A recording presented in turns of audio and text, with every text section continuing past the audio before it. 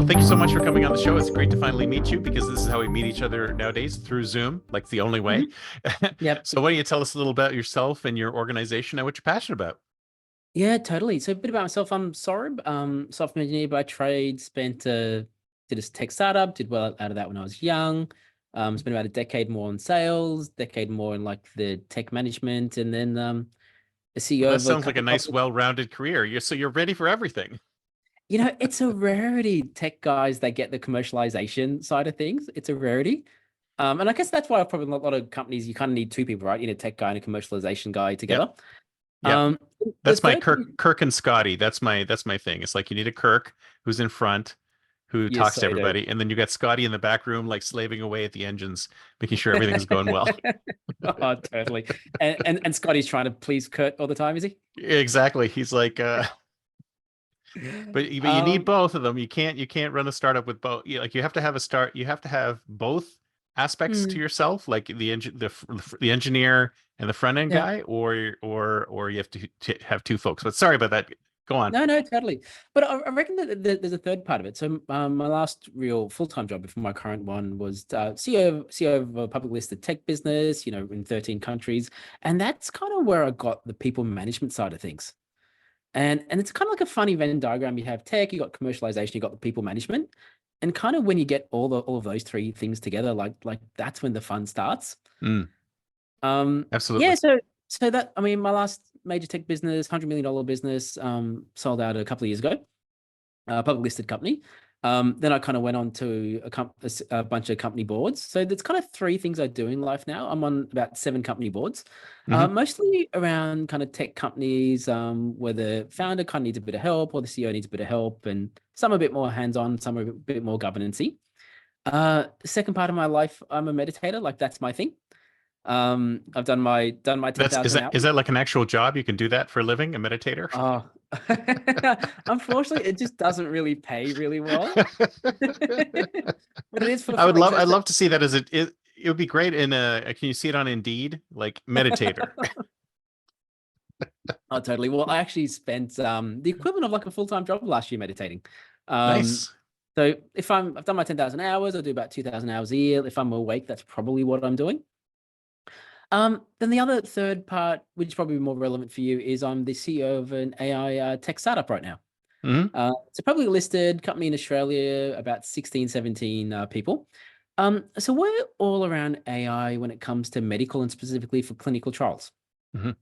So the elevator pitch is we've stuck in a whole bunch of clinical journals, medical research, clinical trial documentation, picked up a whole bunch of variables from each of those documents, and we can now actually predict the outcome of a clinical trial with about 90% accuracy before you Wow. actually start. Fantastic. That's great. So tell me a little bit about how you decided to do that. I mean, you said you've had some startups, you've had some Yeah. successful exits, and what made you decide to go into this? Are you Hmm. one of the founders of this company? No, no, so it's been around for about 3 years. I only joined about 4 or 5 months ago. Hmm. The original founder, the commercialization person, she was pushed out of the business late last year. So I joined in. So my original plan was probably not to work full time because that's not my thing anymore. So it's only like an interim role till I get like a real CEO. And if we're friends, I'll join their board. Um, so the reason that I loved it was 25 years ago, my uni thesis was on almost the exact same thing. Oh, Back wow. when back when Isn't it scary AI. that it takes so long for the ideas to turn into reality? It's Oh, it frightening. totally does. It totally does. Like you think AI happened like that, but like 20 years ago, I was hand code. It was called neural networks back then. Hmm. I Hmm. was hand coding in Java neural networks that would learn, and they just figured out backtracking a couple of years ago, and that's how the probabilities work in the actual electronic neurons. So I did the exact same thing like 20 years ago at a much smaller scale to figure out what leads to cancer in patients. Yep. And then I met the CTO, absolute rock star guy, like, super clever, super intelligent. And I thought, this is actually kind of cool. I want to be somewhat involved. Mm. So I spoke to my wife, got her permission, dispensation. I don't know which term I'd use. Yeah, Because we've that's got fine. I always have to talk to the CFO. Like uh, CFO or CEO or executive chairman. her roles change depending on what you're doing. Mm, yeah, it's circumstantial. Yeah, so I kind of met with the CTO, and I'm like, wow, this is actually super cool. But this was all pre-launch, so they'd spent 3 years building. It wasn't quite ready for market. We hadn't quite figured out how to commercialize. We hadn't figured out who's going to pay for it. How do we make money out of it? How do we actually launch a product?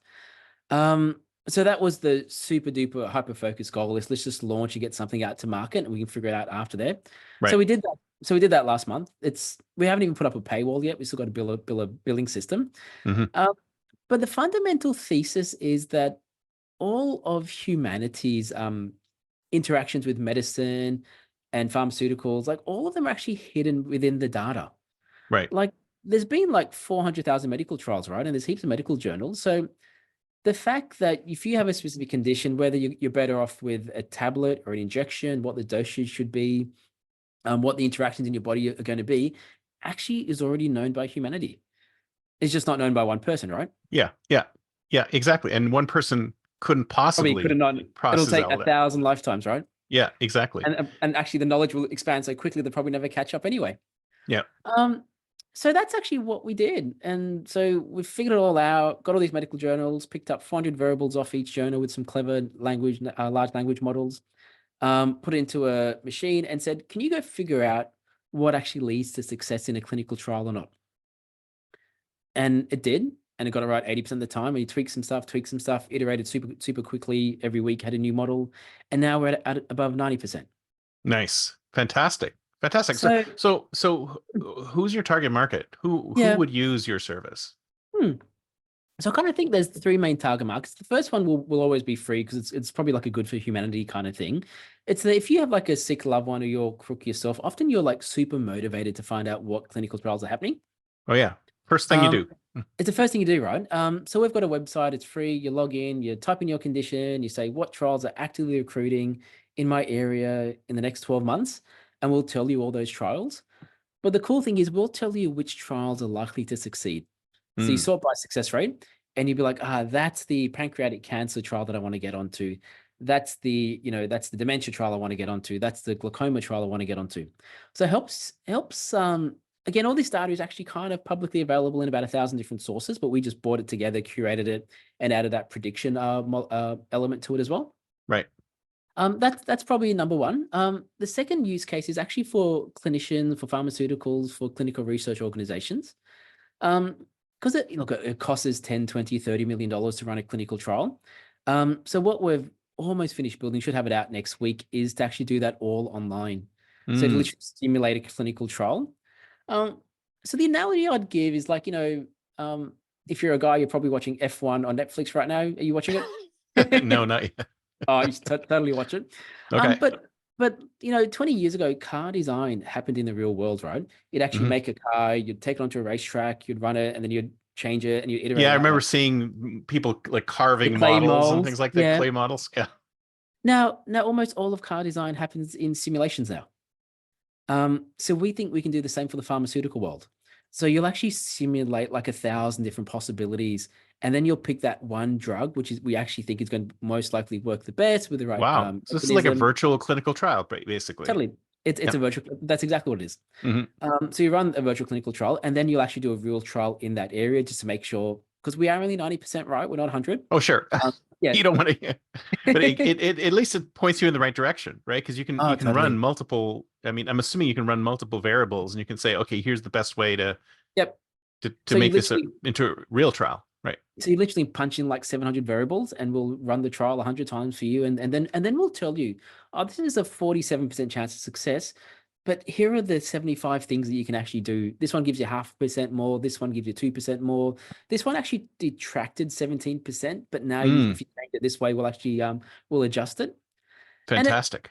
And it finds stuff in the data that you actually would never have thought about. Like, for example, pop quiz, the number one thing that predicts the success rate of a clinical trial is actually who sponsors it. Because if you're a university, you're going to sponsor some. That's a very interesting point. Yeah. So if you're a university, you're going to sponsor some trials which are probably badly designed. But if you're a Pfizer or a GSK, you're going to back the really, really good ones. So you actually can't change that, right? But hey, if they're doing a trial, there's actually a good chance. Is it the type of sponsor, or is it the sponsor themselves? So if you say Pfizer, private business, or university, does that make a difference? Yeah, totally. So the big delta is private versus public. Mm, If you get government funding, that makes a difference as well, positively, because then the government has done like an extra level of due diligence. mm, So that might not be something that you can change, but things like the number of patients, the dosage, the mechanisms, the technology that you've used, we're adding in molecules. That's like our next big thing, probably a couple months away. That will mm. hopefully be the game changer and up it to even a higher percentage. Fantastic. So you run the trial many, many times, but then you literally have this tree of possibilities, and then you prune off the ones you're not going to do in the real world. Um, and then So similarly, do you have to, does it give you a list and then you go, well, that's not happening or not happening? Or does it say, does it recommend, does it know what's feasible in the real world or do you have to tell it?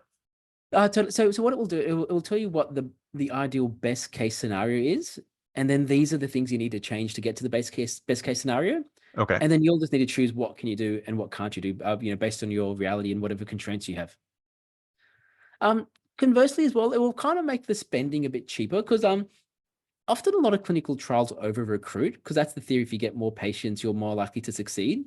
Mm. But depending on the condition and what phase you are, after a certain number of patients, you actually don't need anyone else. So, So so kind of, like yeah, diminishing returns kind of thing? diminishing returns and sometimes actually negative returns as well. Mm. Yeah. Interesting. And it might be returns which are not quite as meaningful. So for example, if you've got pancreatic cancer, stage 2 or 3, and you're in a third phase, after you're in about 7 countries, every additional country you add in only gives you like 0.1% of Mm. probability increase. So it's actually probably not worth the actual money. And Right. then after you get to about 20 countries, you actually start losing probability because it becomes so big, it's hard to manage, and you lose some of that standardization. So Interesting. there's all these nuancy things that probably a lot of people knew in their gut, or like a super experienced clinician who'd done it for 100 years would probably know. But now we kind of know based on the data. Yeah, but you're not democratizing it. I mean, this is, I believe Hmm. this to be true, is that all of this is out there. Yeah. It's evident. We just cannot see the patterns because we can't process enough data to see the patterns. Human beings, it's just outside of our scope. And this is exactly Yeah. where AI really shines because it has the Hmm. ability to see those patterns that we can't see. Yeah. And I think this has been happening for like hundreds of years. So, like 500 years ago, you could be like a Renaissance man who knew everything about everything because the amount of knowledge in humanity was actually quite concise. Right. And then we started to specialize, right? And now, if you're a doctor, you deal with stage 4 lung cancer in this area for this specific nuancy kind of thing, just because Yeah. knowledge got so big. But now AI has come and will actually ingest that all again for us. And Yeah. like you said, Yeah. it'll democratize it. So any guy can jump on the web today, sign up for our platform trial key, get to the website, they can sign up and they can access that and not need all those years of medical training. So you'd have trials would come in, run a virtual Hmm. trial, and then come Yeah. back out and take those results and do the real trial And do based on it. that. So they can sort of leverage this to make their trial more successful, basically. Spot on, spot on. Yeah. So it's two things. One, to increase probability of success, and then to kill off the trials, which are probably not going to succeed, Hmm. or to try to adjust it. And then some things you might do anyway, because so for example, there's a company in Australia, DXB Dimerix. They're doing a trial to help with knees and arthritis. So that's actually they're going to announce next month. We think they're about a 50% chance of success, which normally you'd say, oh, that's pretty crap. You wouldn't bother. The reason I've personally put some cash into them and bought some of their shares is that the average probability of success for this condition is like 10 or 15%, Mm, and they're like 3 times the closest. So if they solve it, they'll totally like own this market, right. and a 50-50 chance is actually really, really good. Yeah. So it's all Um, contextual, right? hmm, If what's out in reality is really awful, then a small increase is actually pretty good. In fact, it's probably the same yeah. for everything, right? I mean, if you can see Hmm. small increases, it's a good thing. Oh, totally, totally. And then the last segment is actually that I touched on is actually the investment community, to actually help you pick out which trials to invest in public companies. Mm. So if these are successful trials, so Hmm. you can actually cluster it by company and say, oh, like the most successful set of trials are being run by Pfizer, so maybe they're a good buy. Yeah, totally. You probably yeah, so you can totally do that, but you probably wouldn't do it on the big end of town because Pfizer, like CSL, had a trial fail a couple of weeks ago. Market cap went off by $8 billion, but that's like 5%, so it's not a meaningful change. Right. You'd probably go for more of the smaller companies, the 10, $50 million market caps, who are Right. only doing 1 or 2 conditions, because a successful trial or a failure will have like a huge impact on their share price. Hmm. And hopefully what it will allow to happen is it'll allow the efficient allocation of capital. So money will actually go to the best performers. And then Which if, is exactly what you want. yeah, That's where totally. you want the And money it's, to go.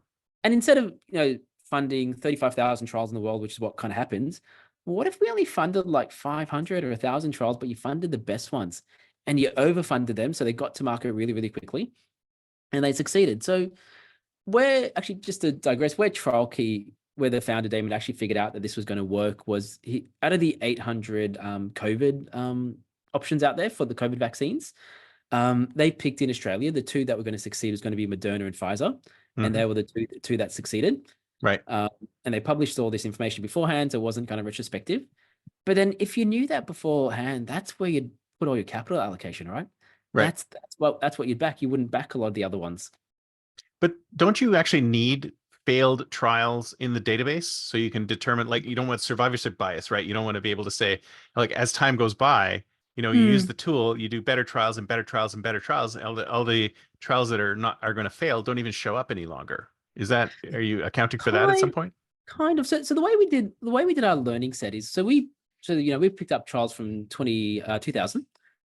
We used 2000 to 2017 to be our learning set, and Hmm. 2017 onwards to be our training set. So even if trials, hopefully the probability of trials will actually start succeeding now that tools like ours exist. But you still have the historical data. But then over time, what you'll find is the variances will be smaller. So some trials will always fail, Hmm. but then it might be about how do I get to 92%? I'm stuck at 91%. So the gains will become incremental. Initially, there'll be huge gains, but over time, over 10, 20 years, totally, they'll become very incremental. And Right. we'll have to figure out smarter and smarter ways to actually learn some of these things. So one of the other projects Damon, the CTO, worked on with Vic Road, the road authority down in Melbourne, was predicting the likelihood of car accidents. Mm. Um, Predict the likelihood of a car accident on a street that's never had a car accident. Like it's all those, which is That's the thing apparently. about predictive analytics, right? I mean, Yeah. I love it. I love the field, but I keep thinking to myself, isn't every moment a new moment? Because you have Mm. everything is different. The circumstances never repeat themselves. People say history repeats itself, but I don't think it can because every moment is a new moment, a new place, new time, new people. So, I mean, how does that pan Yes, out? but yes, but I'd say humanity and our bodies and the way cells interact with each other and the molecules interact with each other actually kind of hasn't changed for, I don't know, Well, yeah, 300,000 years. and we're habitual creatures, right? We'll keep doing Yeah, the same thing over and over again. yeah, totally. So look, I think in that sense, we're super duper constant. What you'll find is where money goes has changed. So right Mm. now, the two biggest conditions the world is trying to solve is diabetes and Yep. cancer. That's where Hmm. all the money's going. Right. You go back a couple of years ago, it was all about COVID. Mm. And you fast forward a couple of years, it will totally change as well. So I think just humanity will just point themselves in different problems to solve.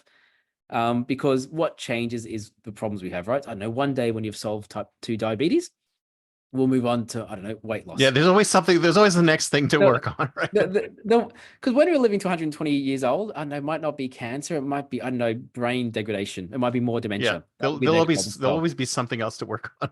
Yeah, totally. But it's And yeah, interesting. You hmm, mentioned that you're looking at other data sets. Can you actually yeah. use this same thing and apply it to a different data set and have it come out with, like, not clinical trials at all, but like you said, roads with Hmm.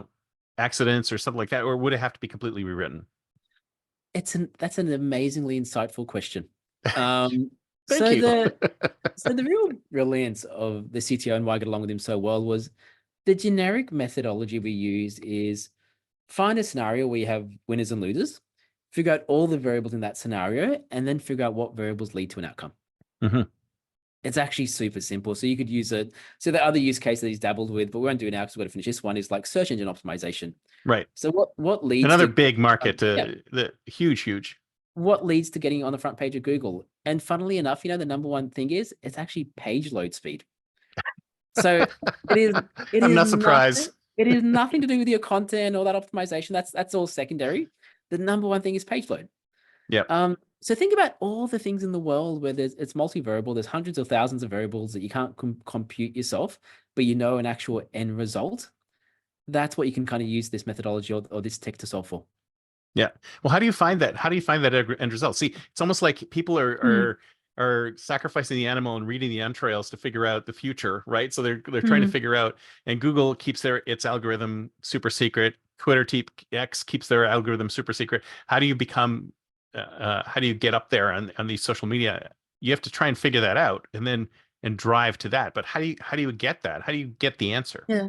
Well, I think the brilliance in all the scenarios that we go after is there's always an answer, right? Like if you type in, I don't know, podcast AI, a list happens and that's the Yeah. result. Yeah. So in your case, right, the use case would be is, hey, we want to type in Chris podcast AI or just podcast AI. Here's the result.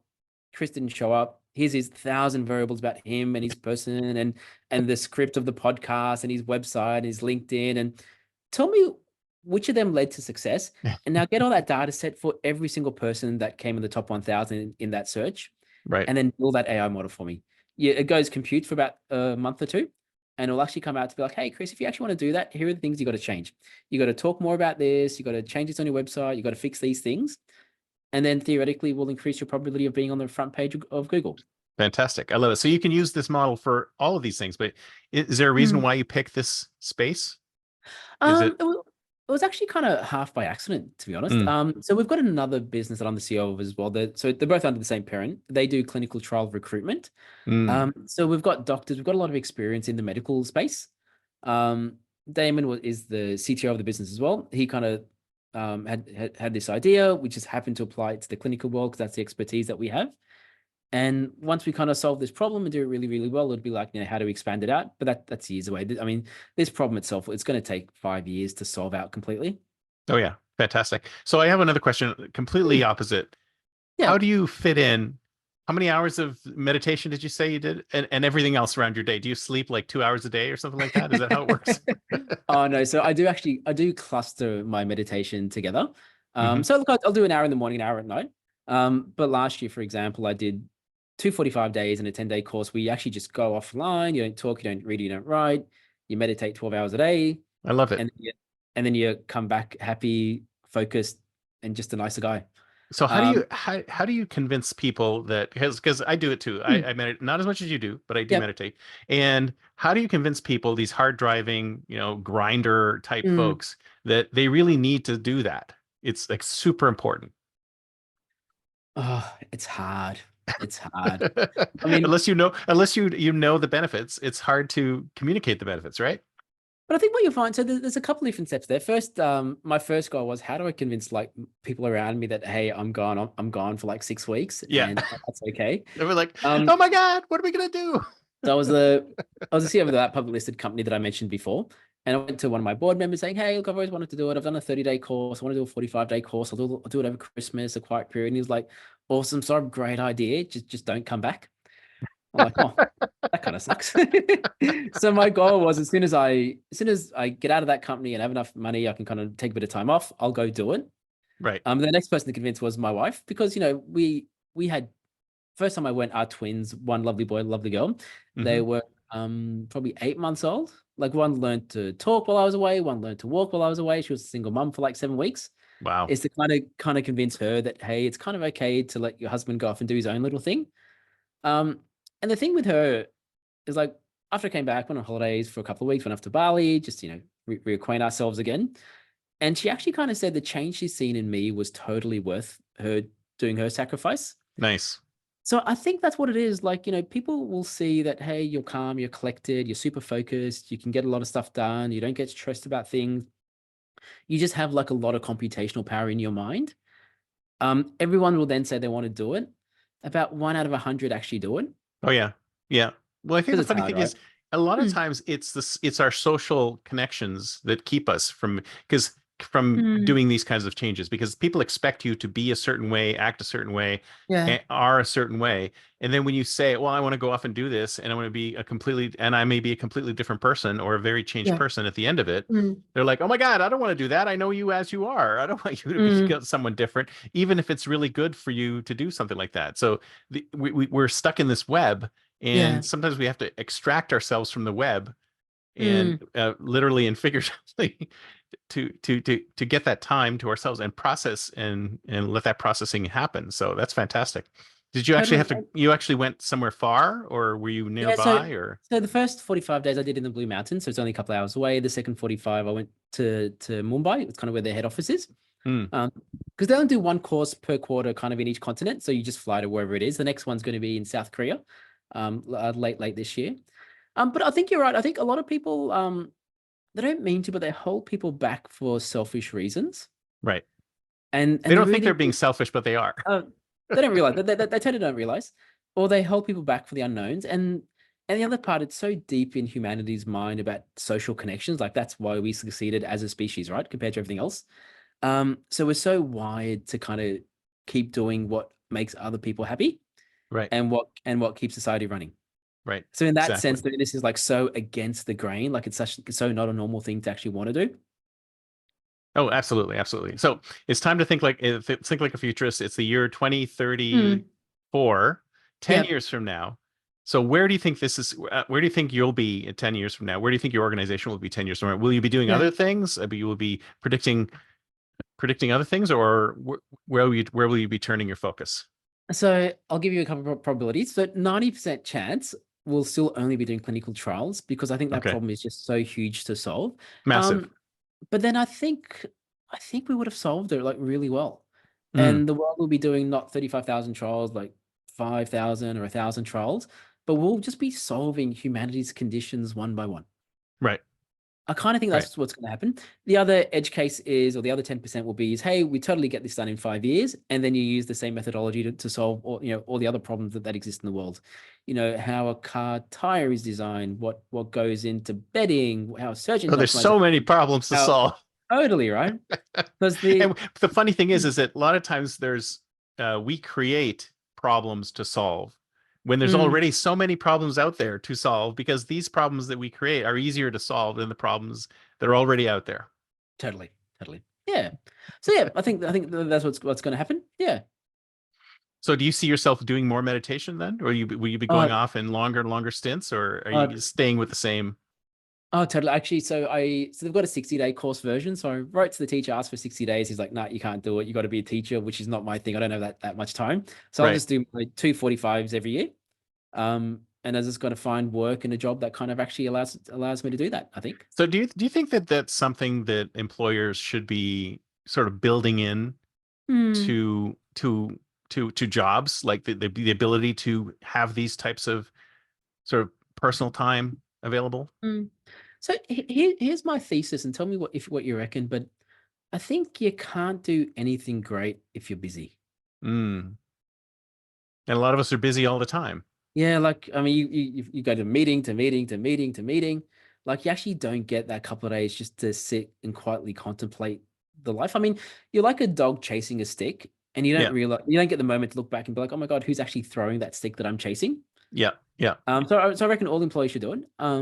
Maybe not 45 days, maybe like 5 days or 10 days, like something to actually get people out of the daily grind, to actually reflect, are we actually doing the right stuff in life?